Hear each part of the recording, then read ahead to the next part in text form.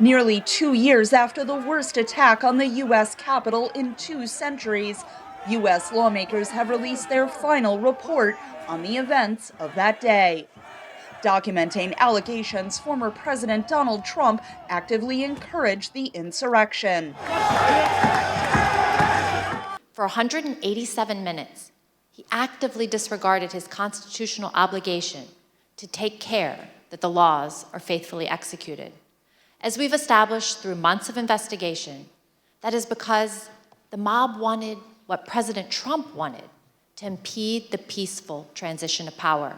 The report contains previously unreleased testimony and documents. For the public writ large to really be able to go back to this record and view it, in very similar ways that we discuss the report by the 9/11 Commission, right? It's a piece of history. It's a historical record that is meant to preserve as closely as possible the facts of that day. Based on the evidence gathered, the committee has referred Trump to the U.S. Department of Justice on multiple criminal charges, the first time that has happened in American history. One of the core principles of the American democratic system that has made it as stable as it is that the new president and the government that the new president operates does not generally go after the former president. And so the idea that you would try to prosecute a former president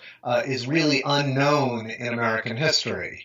And the fact that this has gone forward really demonstrates how extreme former President Trump's actions were. Trump has criticized the committee throughout its investigation and said Monday the referrals strengthen him.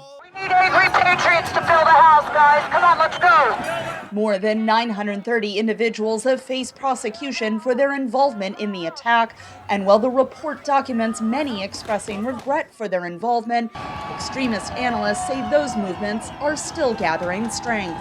What you see from the Oath Keepers organization and the Proud Boys today are organizations that are more steep than ever in their conspiracy theories and in their views around the events of January 6th, more specifically.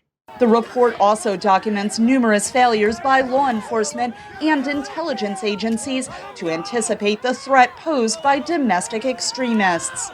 We have a much greater risk that domestic terrorists, people who really do want to overthrow the American political system, exist in large numbers in the United States. And they don't accept the rule of law, they don't accept facts, they don't accept election results, and they're willing to take up arms against the United States. The release of the report marks the conclusion of the committee's work.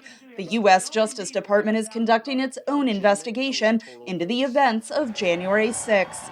That will likely influence the decision on whether to pursue charges against Trump. Katherine, Gypson, VOA News, Washington.